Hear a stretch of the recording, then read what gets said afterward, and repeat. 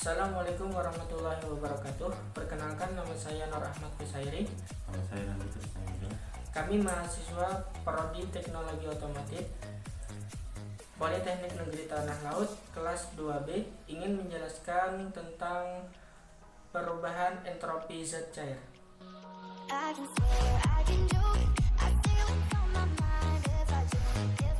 Ya, kali ini saya akan menjelaskan tentang apa itu entropi. Oke.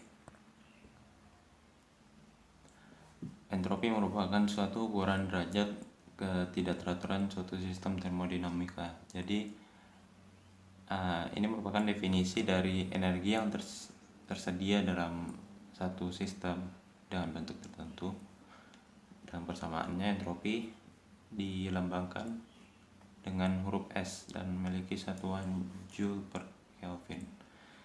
Jika kita contohkan dalam peristiwa mencairnya es dalam bentuk padat, es cenderung memiliki derajat ketidakteraturan yang rendah sehingga memiliki nilai entropi yang kecil. Sedangkan ketika es tersebut mencair dan berubah menjadi bentuk cair, nilai entropinya akan naik dikarenakan fase cair memiliki ketidakteraturan yang lebih tinggi dibandingkan fase padat.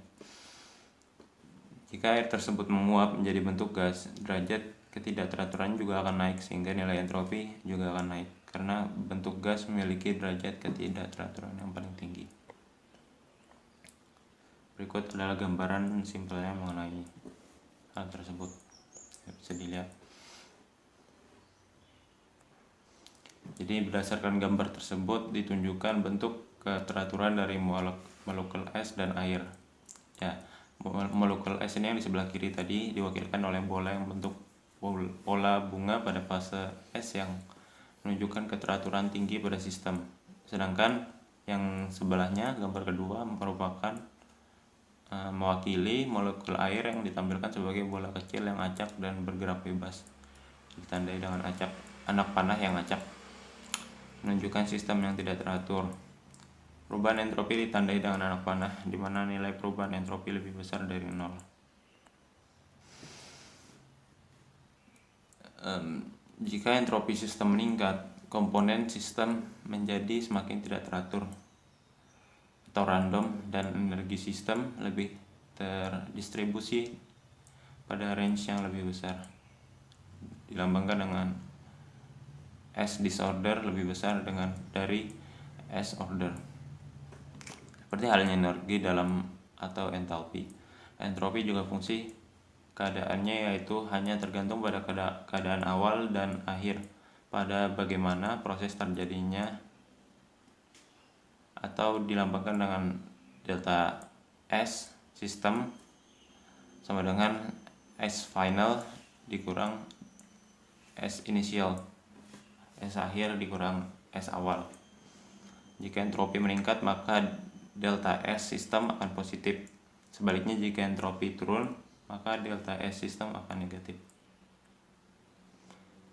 Ya, kemudian entropi dan hukum kedua termodinamika. Entropi sangat berkaitan dengan hukum termodinamika, terutama untuk hukum kedua termodinamika. Hukum ini menyatakan bahwa total entropi dari suatu sistem tertutup tidak dapat berkurang. Namun dalam suatu sistem, entropi dari satu sistem dapat berkurang dalam meningkatnya entropi dari sistem lain. Entropi adalah bagian dari sistem termodinamika yang dapat mengalami perubahan, namun total perubahannya itu 0. Selain itu, sistem tersebut juga tidak mempengaruhi entropi di lingkungannya, karena perpindahan panas tidak terjadi dalam hal tersebut. Dengan demikian, proses reversibel tidak dapat mengubah total entropi sistem maupun entropi lingkungan. Entropi sangat berbeda dengan energi di mana pada dasarnya entropi tidak bersifat konservatif namun dapat meningkat dalam prosesnya.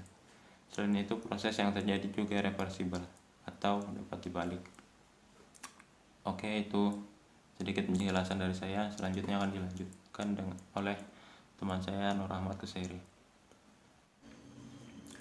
Baik, selanjutnya perubahan entropi zat cair. Misalkan ketika kita mencampurkan air dengan massa yang sama namun memiliki suhu yang berbeda. Katakanlah kita mencampurkan air dengan suhu 20 dan 40. Hasilnya adalah akan didapatkan campuran air dengan suhu antara kedua suhu awal tersebut, yaitu sekitar 30. Dalam kasus tersebut, entropi meningkat dengan alasan yaitu terjadi perpindahan panas dari air bersuhu tinggi ke air bersuhu rendah, sehingga pencampuran tersebut akan mengurangi entropi air panas, namun meningkatkan entropi air dingin dengan jumlah yang lebih besar dan menghasilkan peningkatan entropi keseluruhan.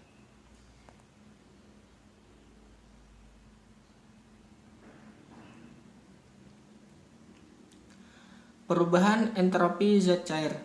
Secara pasti, kita tidak bisa menghitung berapa nilai entropi suatu sistem. Namun, kita hanya bisa menghitung besar perubahan entropi dalam suatu sistem yang mengalami perubahan. Perubahan entropi tersebut dikenal dengan S, di mana semakin besar nilai tersebut, maka perubahan ketidakteraturan dari suatu sistem juga semakin besar. Itu saja penjelasan dari kami. Salah hilapnya mohon maaf. Semoga bermanfaat video yang pendek ini. Wassalamualaikum warahmatullahi wabarakatuh.